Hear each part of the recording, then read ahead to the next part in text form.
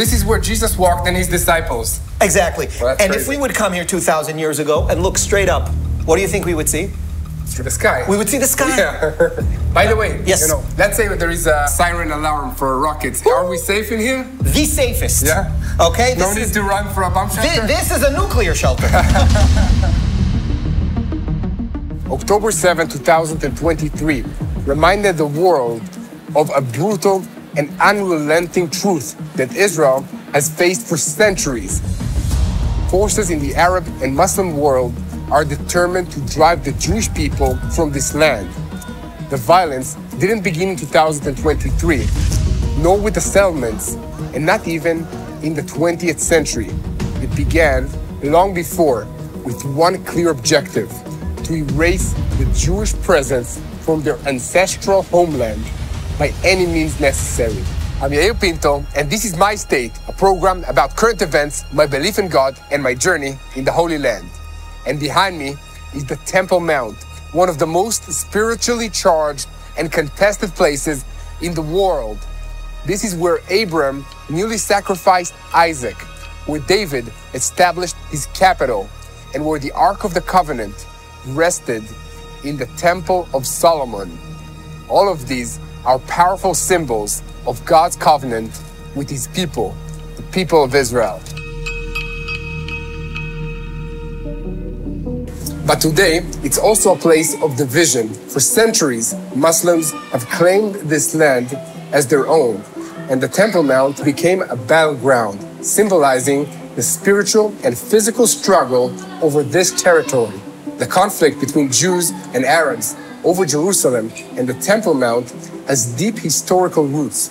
Both Jews and Arabs see this place as having great spiritual significance. But to be clear, the Temple Mount has always been the holiest site for Jews. Jerusalem was conquered by the Muslims in the 7th century, and Al-Aqsa Mosque was built on top of the remains of the temple where the Ark of the Covenant resided. Al-Aqsa is considered the third holiest site to Muslims, with Mecca being their first. When Muslims pray, they face Mecca, a completely different direction, while Jews always face Jerusalem and the Western Wall.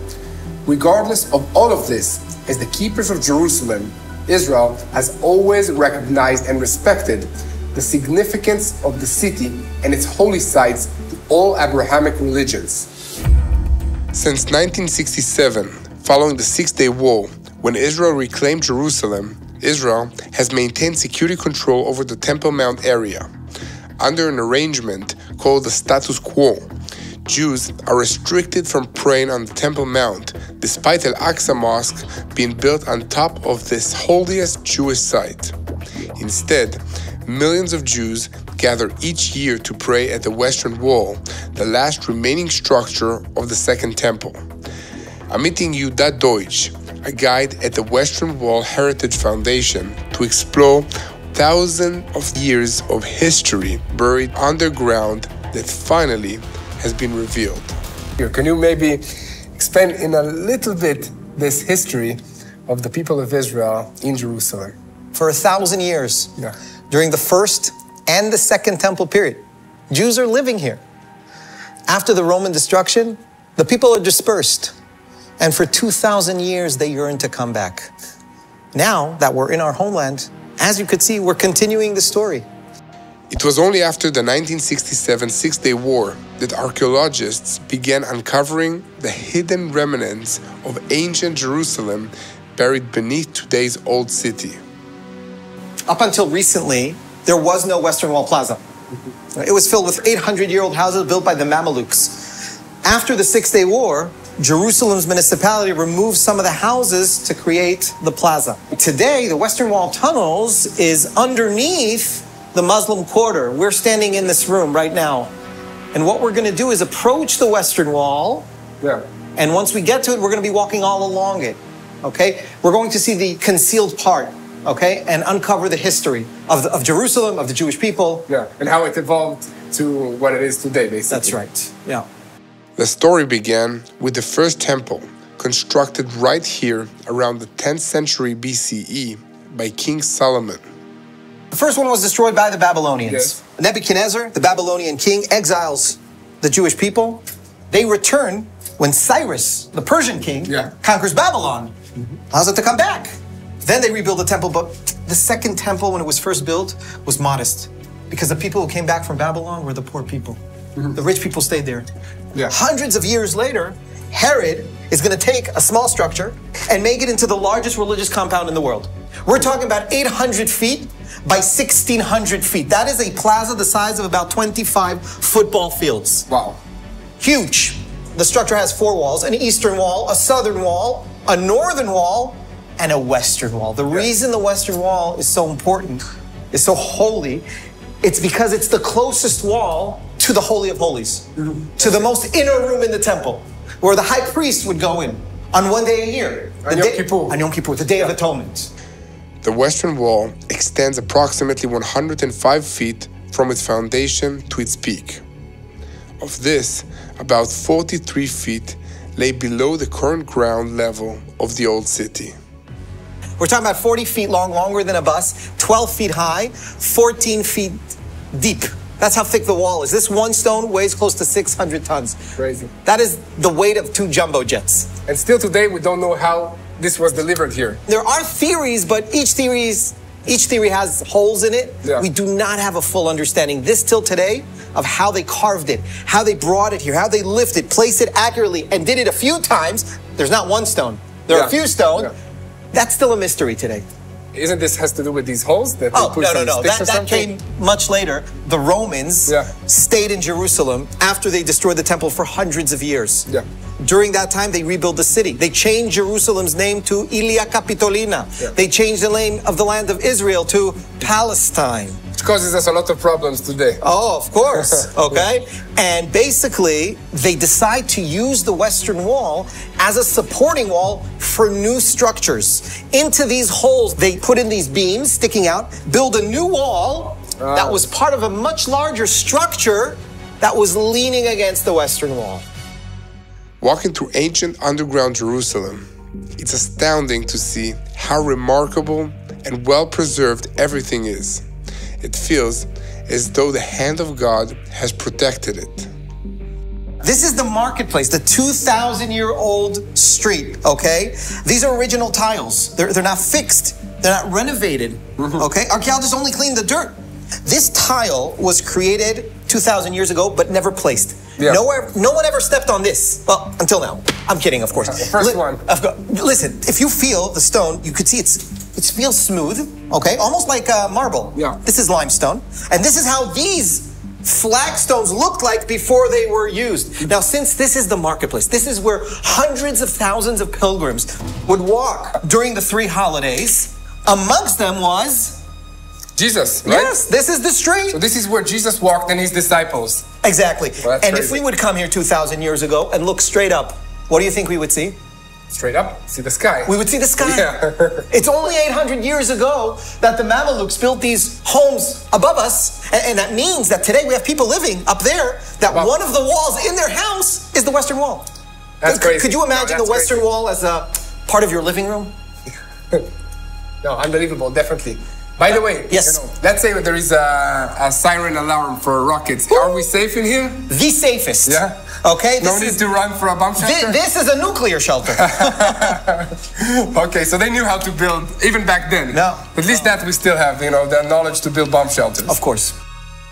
And on that note, I'm struck by the realization that without the re-establishment of Israel, this history would have remained buried underground under Al-Aqsa mosques as if it never existed, which brings me back above ground to the present and the understanding that this war to erase Jewish presence from the land is an age-old, never-ending struggle.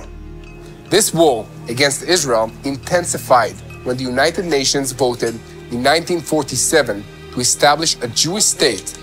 Arab armies immediately declared war, vowing to drive the Jews into the sea. Israel, outnumbered and outgunned, survived against all odds.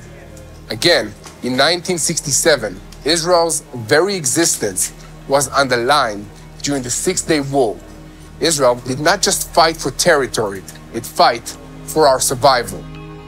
Egypt's air force was wiped out in a preemptive strike, crippling their ability to continue the war. But that didn't stop the hatred. The war wasn't over the territory. It was over the right of Jews to exist all together in their homeland. Fast forward to today, and the threat to Israel's existence hasn't gone away. It's only evolved. Hamas in Gaza and Hezbollah in Lebanon continue to attack Israel. All of them are backed by Iran. Rockets rain down from Gaza, and Hezbollah fires missiles from Lebanon. Iran is pouring money, weapons, and resources into these terror groups, determined to see the end of the Jewish state. And now, the conflict has escalated to an official war between Israel and Hezbollah in Lebanon. Hezbollah, with its 150,000 rockets, continues to target Israeli civilians, while Iran provides the firepower to keep the attacks coming. These terror groups aren't interested in land. They're interested in Israel's destruction, and they'll stop at nothing to achieve that goal. In Judea and Samaria, Palestinian territories are emboldened by years of incitement. The Palestinian Authority glorifies terror, paying the families of attackers and celebrating their deaths as martyrs. It's a war on all fronts, one that Israel cannot afford to lose. So where do we go from here? Israel's military successes have opened a window of opportunity. With the elimination of key Hamas and Hezbollah leaders and the destruction of much of their infrastructure, Israel is in a position to reshape the region. There's even talk of forging new alliances, including with Saudi Arabia, that could bring peace and prosperity to the Middle East. But let's not be naive. Iran remains a threat. If it continues to gain power, we can see the rise of a new caliphate, one that seeks to dominate the entire Middle East with Israel in its crosshairs. In this worst-case scenario, Israel's very survival would be at risk. The decisions made in the coming months are critical. Israel will need to keep up its military pressure in Gaza and Lebanon, but at some time, it must work diplomatically to build coalitions that can counter Iran's influence. As I stand here in the city of Jerusalem, it's clear that Israel's fight for survival isn't just history. It's happening now. From the wars of 1948 and 1967 to today's battles against Hamas, Hezbollah, and Iran, Israel has always been a nation under siege, but it's also a nation of resilience, of hope, and of strength. We pray for peace, but we know that the road ahead of us is long. As Israel defends itself, we stand with its people, its soldiers, and the families who have paid the price of this ongoing battle. So guys, please pray for Israel, pray for the peace of this land, and may God continue to protect the soldiers defending my state, Israel. Hello, this is Mati here in Jerusalem with TBN Israel. This is Yair Pinto from TBN Israel here in Jerusalem. TBN Israel is keeping viewers informed with Israel-focused news, culture, and what God is doing in this land. Support TBN Israel today online at tbn.org/Israel. Thank you.